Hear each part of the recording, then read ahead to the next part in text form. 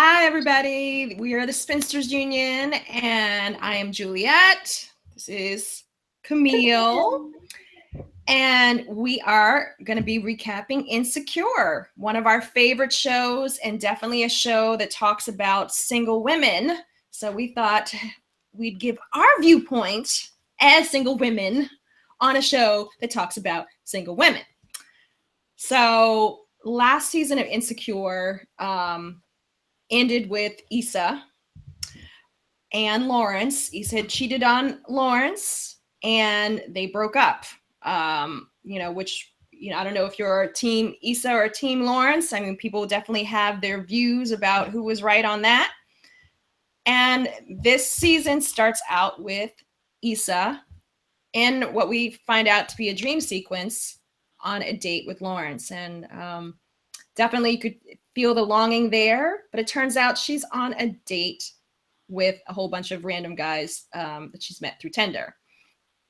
So Camille, what did you think about the episode? What were some of your favorite parts?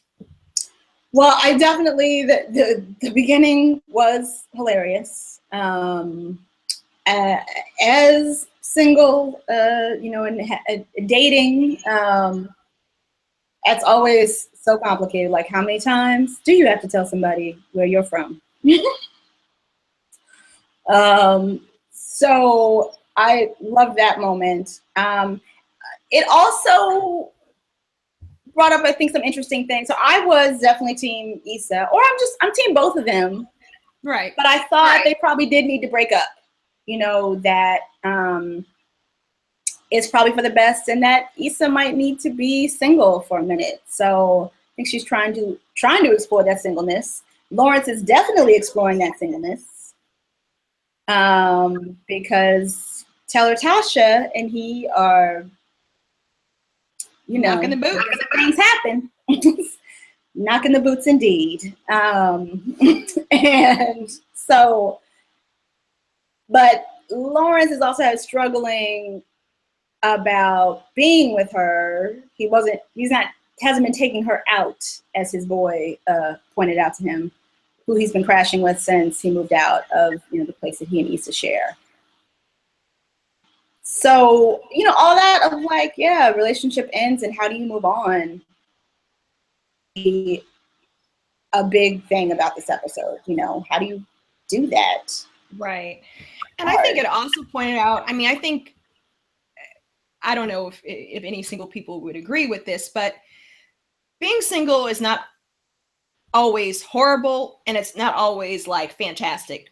It really is like that in between, it's kind of boring sometimes because you're, especially if you're doing online dating, scrolling through different people's profiles, you lose track of who you actually thought was cute in the beginning. And then everybody kind of blends into one long stream of people. And I think that first sequence was so great and kind of like when you're dating so many people that everybody kind of becomes interchangeable. You feel like you're saying the same thing over and over again, and it's boring and it's not enlivening, and I think that's what sometimes single can be. It's not horrible, it's not great, it's just regular, and sometimes regular can be boring and something that you don't want to put a whole lot of effort into, so I think both of them are struggling being single because they've been in a relationship for a long time. So it's even, and we all know people who have been in a relationship and come out and kind of like, how do I be single? You don't even know how to do it. You're doing it wrong, so. Well, clearly Issa is struggling with that because, at first she was saying to Molly, like, no, girl, I'm good. I want to be single. And then later she was like, no, I'm lying. Like, I'm trying to get my man back. I'm trying to be back in this relationship. And, one of my other favorite scenes, she hatches a plan to try to make that happen. He gets a jury summons, and she's like, yeah, like now I'm gonna be able to get you to come over and finally pick up your mail and try to get you back. Wine party right on the same night. So because Molly said to her, well, like when your men always show up, which is true, right? Your exes come calling when your life is going well. So she was like, bet. Now I need to show him my life is going well, and then I can get him back. Meanwhile, Lawrence cancels on her because he finally takes Tasha out into the world, not just knocking the boots in the bedroom. And I think definitely part of that was because Issa got in touch with him. I mean, they had been texting, but instead of him coming over there, he was like, no, I'll prove that I moved on and take this girl that is only my jump off out to some sushi.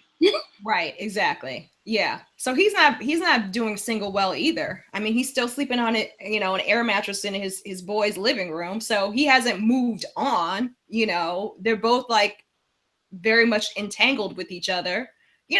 Which again, something that happens. Sometimes breakups don't take the first or second or third time or a year later or 10 years later. Sometimes it takes a moment. Yes. It takes a moment. Yes. And there is no judgment if it's taking you a moment. That's no. Especially as long as they have been together, like you do it. That other person becomes your life, and so it is much more complicated. I say the longer you're with somebody to then not be with somebody. And I think then also like Lawrence is clearly enjoying his time with Tasha. But also he's not trying to, that girl's not gonna become his girlfriend because she's not really the type of girl that he's looking for. And obviously he loves Issa. I mean, there's complicated feelings all around. Right. Meanwhile, though, clearly I see that in subsequent episodes, Tasha does really want to be with him. And I think that's proved to be a problem. Right, exactly. Like for Tasha, Lawrence is aspirational, right? And part of Issa's problem with Lawrence was he was not the aspirational boyfriend that she wanted. But for Lawrence, Tasha is not aspirational. She's not where he wants to go. He's trying to be there and he's frustrated that he is not, doing more with his career, that his company hasn't blown up and everything. So, I think it's a mismatch when you feel if you feel like that person is not aspirational to you, that's going to be an issue. But one of my favorite parts of the episode was after Lawrence and Tasha had sex and her hair was messed up. And I loved it because so many sex scenes, it's like, oh, wow, I just came from a beauty parlor and I just look so fantastic, when that is not the way you look after sex. After sex, if your hair doesn't look like you've been through a wind tunnel after you had a fight with a cat, then you are not doing sex right.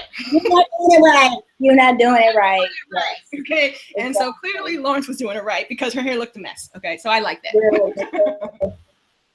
People, if you did not have season 1 to see that Lawrence was doing, I don't really remember. I remember the sex scenes with Lawrence in season 1. I remember the sex scene with Issa and that guy. That is what I remember from season 1. I'm saying the last him having sex with Tasha at the end of season 1. Oh yeah, okay, I do remember that. I think that was my emotions of like, no, you're not doing that, Lawrence. Was shaded, Lawrence colored that.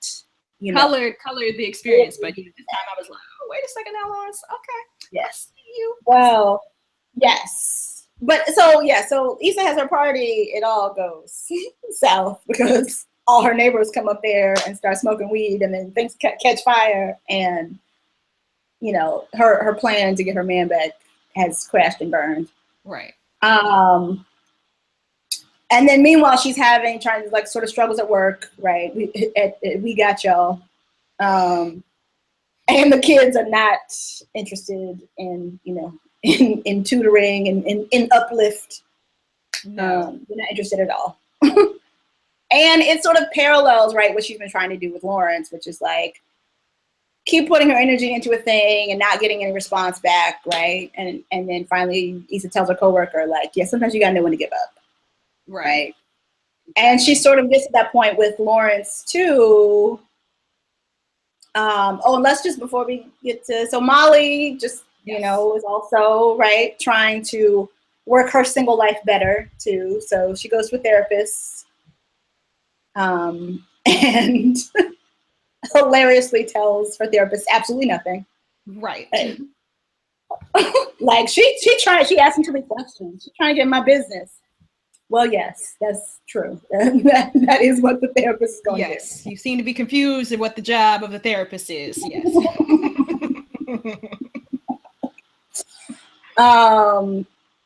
But yeah, Issa reaches a point where she has sort of given up right by the end of the episode. And then Lawrence comes by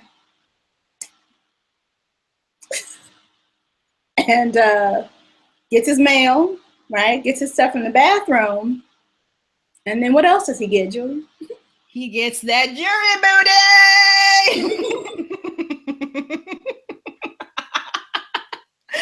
And it's like, like two magnets, freight trains coming at each other. And then, and it's very quick, Lawrence. You were not doing Issa like you were doing Tasha. Okay, just note that it wasn't long enough to mess up Issa's hair. Okay. Okay. Yeah, no. You can see that. No, that's the sad point. So yes, quick, hit it and quit it. Got up. He went to the bathroom to wash himself up. Then said, "Okay, well, I guess we'll talk." And he gives her a kiss on the cheek, and he leaves. Nothing more said. Issa is sitting there on the couch and kind of like, because it was so quick, she's kind of like in shock. And then a slow, slight smile kind of comes across her face. And, I had mixed emotions about it, because first I was like, yay. Then I was like, ooh, this is very not intimate. I mean, yeah, like this is sex. This is actually effing. Okay, we're not going to say what that word means. And yeah, but and it was sad too that she was just sitting there, and a little sad that she had a smile on her face. On the other hand, I understood the little, the tiny pom-poms in her heart that were waving like, yay. Well, when he started, start kissing her and, they were going to have sex, I was like, okay, I mean, this is XX, which,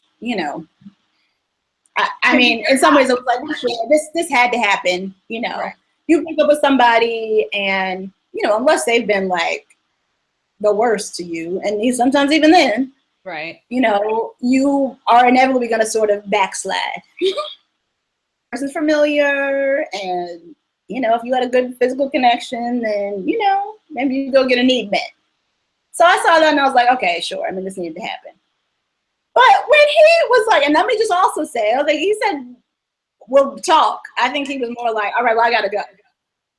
I would never, girl, I would have been on his ass, like wailing on his head. You better not come in here. Fuck me and leave. And I said it, okay?